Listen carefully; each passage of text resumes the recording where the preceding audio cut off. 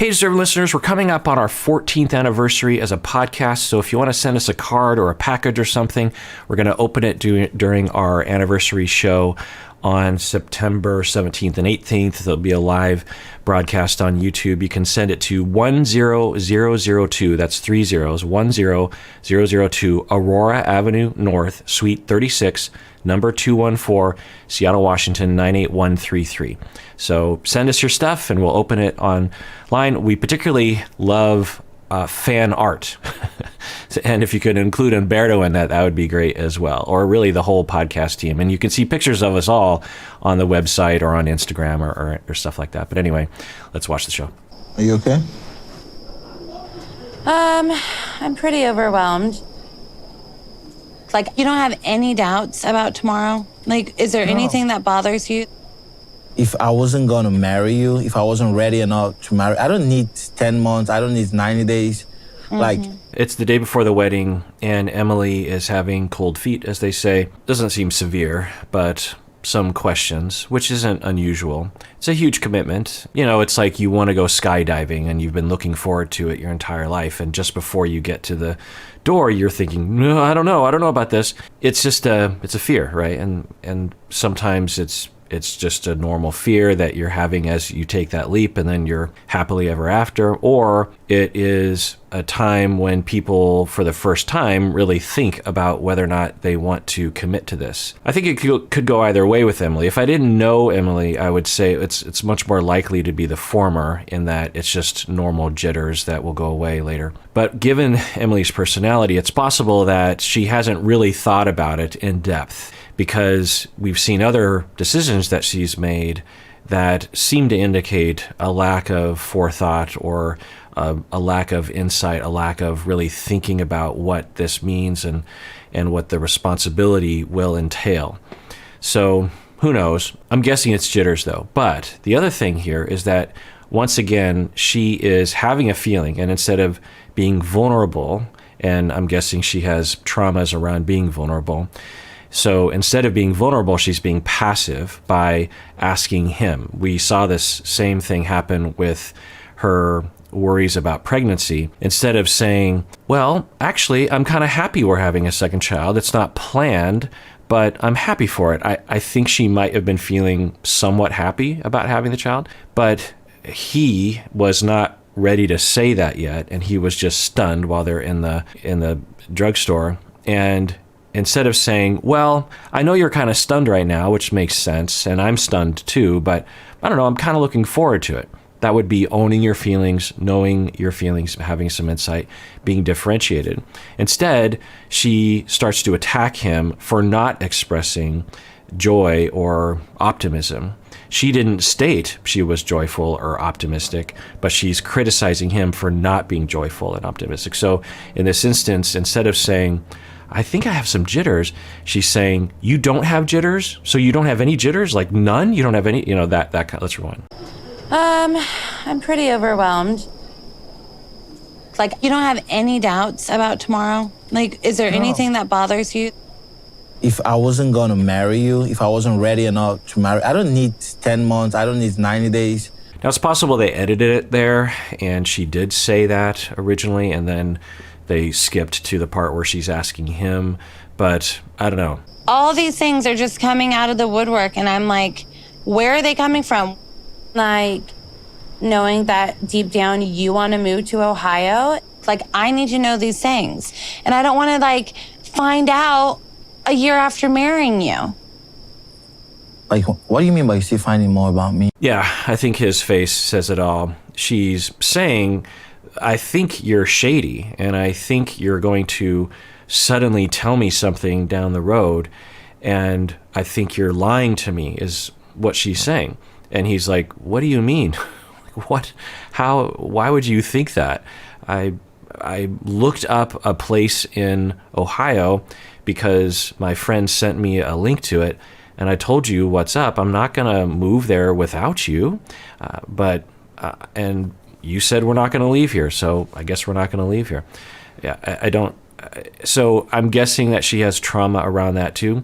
It's hard to imagine where that trauma comes from because her parents seem, but we've seen that before where someone seemingly has pretty stable, loving parents, but there's so much evidence of relational traumas, which, I can tell you from experience that parents that come across as competent can sometimes make mistakes, particularly when they're young parents, right?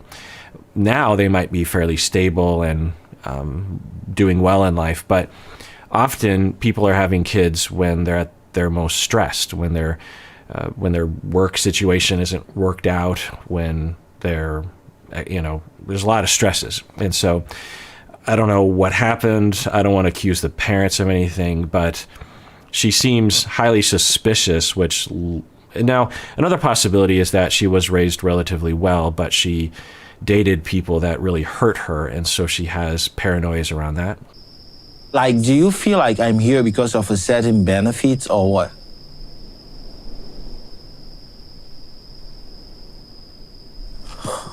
Yeah, that is basically what she's saying, that down the road you're gonna suddenly spring something on me, and that implies that I'm only in this for the green card, that I'm not really in it for you and the kids. And just imagine your partner telling you that the night before the wedding, that they aren't sure if, one, you really love, it's that you say to your partner, I don't know if you really love me. And frankly, I don't know if down the road, a year from now, you're just going to suddenly skip town because this whole time you've been tricking me like some con artist, like a psychopath. And I don't really know. I don't know you. I don't know what you're capable of. Just imagine someone saying that to you. That'd just be incredibly hurtful. Like, what? Everything that I've done? And why would you think that about me? What in my life would suggest that I would do such a thing? So, yeah, he's hurt. Let's see what he does. That's insulting. I've been waiting for a long time to get to this point. I mean, the point where we get married. Yeah. It's not been an easy journey. I mean, I've tried everything I can just to let her know that, okay, I'm yours and I love you and I want you. But, man, I'm not seeing myself taking this anymore. Yeah, I've been worrying about this because there's been a lot of moments where he will just kind of swallow his pride or take it on the chin. Earlier, I didn't show the scene. They were talking about place settings for the wedding, and she was micromanaging him, and I think kind of class shaming him or xenophobia shaming him or something, that she's saying, so you know which side the fork goes on, that kind of thing. And I'm thinking, well, in Cameroon, you understand they probably have a different custom. Do you think that somehow the weird etiquette that, I mean, I live in the States, and I think our etiquette comes from England, and I don't give a crap where the goddamn fork goes. Who cares? I mean, what a classist load of crap. I mean, the fork whenever I sit down at a restaurant, I immediately move everything to the side because I don't want it cluttering. I kind of like a clean space. And so I immediately just take all the crap and just kind of shove it to the side because it's my dinner and I'm going to eat it how I want to, and I don't care how I look. You know what I mean? So anyway, now, if you're into that, fine. But to impose that weird manner on other people and to judge others that aren't doing it right, that's wrong. So she's saying, you know which side that thing goes on? And he says, yeah, I do. And he says, stop controlling me or something in a joking way. And then they have a laugh about it. So we've been seeing a lot of different ways that he seems to be trying to cope with her insults, her putting him down, her treating him like a second-class citizen. He will really try to make jokes about it. He wants to say something probably like this. He wants to say, like, I can't take this anymore. Like, you can't treat me this way. But he's trying to make it work. So he'll make a joke about it, but he's saying something kind of with the joke, right? Or he's trying to dissipate it, or he's trying, and that's what abuse victims will do. They're in a tough situation, and they know from experience they can't be direct about it, and it's just going to continue. So they have a system of of coping, like making jokes when they're being treated like crap. So I've been worrying about at some point he's gonna snap and it's not gonna go well. But I don't know. Let's see how it goes. So, there's something I want you to know, all right? I left everything back home in Cameroon to be here just so we can be happy together. I've left friend, family. I fought to be here. And you still doubt me? Yeah, absolutely. If he were to be more convincing to her, he could say something. If I were there, I would say, okay, totally, I get it, but how do you feel about her? Because she's basically accusing you of not loving her. So do you love her? Now, I understand why he wouldn't want to go there, because he's hurt and he's opening himself up in a variety of ways and being harmed. And to say, I love you, I don't understand why you're treating me this way, that is more vulnerable, but it's more direct, and I'm guessing more to the point of what she is talking about. I think if I had to take a guess about her trauma, she feels unlovable inherently or something. And when people are loving her, she's like, well, they don't really love me. Interesting. Was it cold parenting that led to that? I don't know. Kobe? Listen, how does that really happen? You're getting married to somebody you don't fully trust. Does that make sense? He is expressing, I think, valid feelings.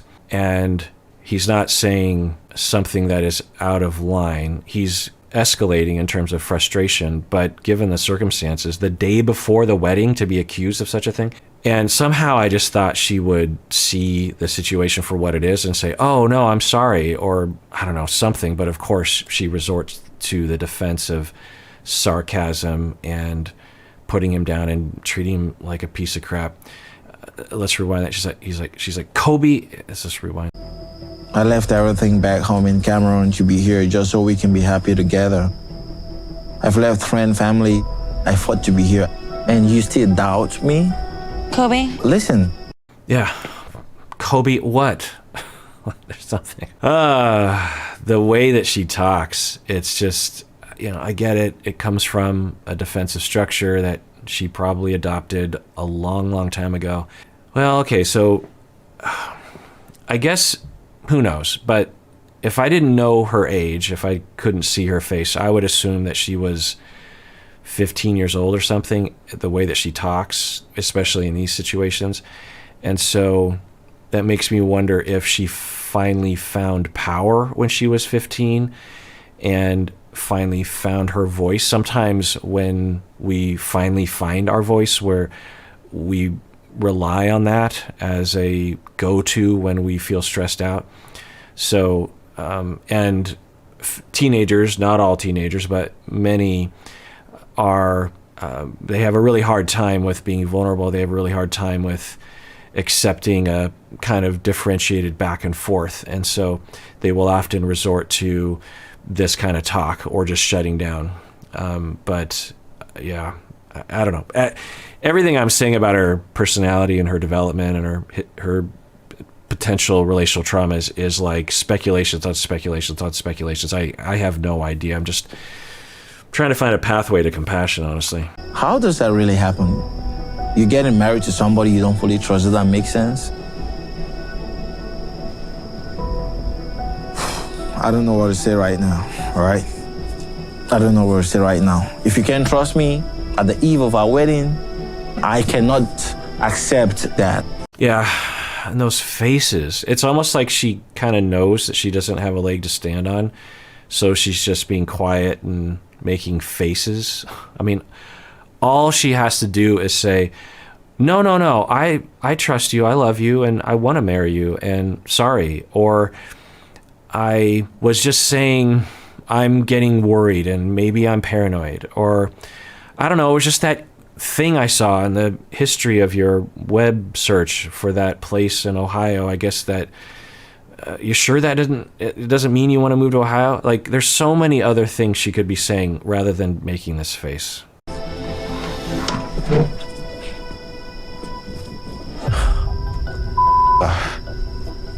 And then he says F off, which I'm sure he's going to have to apologize for. which is going to trigger me. I mean, he should apologize for that, but like last time, it will be him apologizing for 5% of the situation and her apologizing for nothing. Offensiveness. So now it just is like adding to the pot. Like, what are we doing? Are we happy together? And maybe it just wasn't realistic for me to believe that we had enough time to really figure out this relationship. Yeah, I mean, I'm guessing they're gonna go through with the wedding, but still pretty upsetting to watch. 90 days. All right. Again, we are having our 14th anniversary show on September 17th and 18th. Normally, we would do a 14-hour YouTube live, but me and Humberto were getting too old for that stuff now, so we probably wouldn't survive it. So we're doing 2 7-hour blocks in the morning on Saturday the 17th and in the evening on Sunday the 18th, Seattle time. So join us there. We're going to give away swag and have a good, fun time. Me and Humberto do Q&A, do different lists. I don't know. It's fun. It's a great time, actually. So yeah, join us there. And also, again, send us a card or a package or fan art or whatever. And you can send it to 10002. That's 3 zeros, 10002 Aurora Avenue North, Suite 36, number 214, Seattle, Washington, 98133-9334. And if you can get it to us with enough, leeway time so that Stacy, my wife, can actually go pick it up from the P.O. box and have it ready for us by that time, because if it arrives late, I mean, if you want to just send stuff anytime, you can. It's fun to open up your things or your cards. Comments are great, so thank you for that. But when you get a hard copy of something, it just feels, And also, if you send fan art, even if it's just a little thing or a magnet or something, it actually goes on my office door. I have 2 sides to my door, which of course makes sense, but on the inside are just a bunch of stickers and some fan art. But on the other side, on the side in the hallway, it's all fan art. I should post a picture of that or something. But anyway, and so every day when I walk into my office, I see it. And when people come over, they walk by the door like, what's going on here? And so it's fun. There's a lot of really fun stuff, even if it's just kind of casual fan art, right? Like someone did a sketch of me and Frasier in Seattle having coffee, which I thought was delightful. So yeah, anyway. And everyone out there, please take care of yourself because you deserve it. You really, really do.